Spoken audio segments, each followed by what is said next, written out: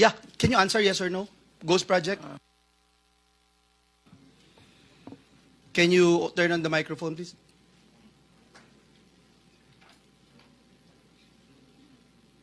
It's a yes or no question, sir. Wow, you're You don't even know? You're looking for your lawyers? Wow.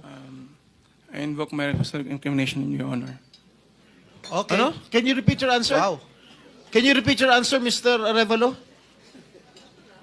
I invoke my right for self-incrimination, Your Honor. My God, the question of the majority floor leader is very simple. It's very simple. Do you have any ghost project in any of the areas here in the Philippines? Answer.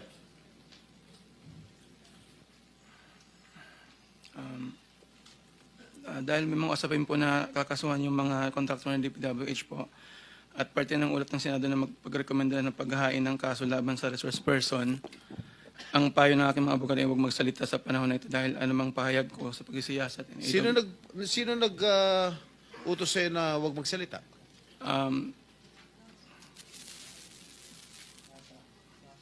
Sino? May binabasa ka ba? Ginawa ko po, Your Honor. Ano binabasa mo? Pasensya po kasi kinakabahan po kasi po.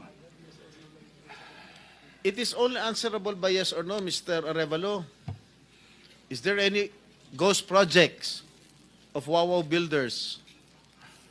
This is what I discovered, and the former secretary confirmed during the first hearing that there indeed are ghost projects. Bine-verify pa po namin, Your Honor, ang ano kung meron po. Ano ka ba sa Wawaw?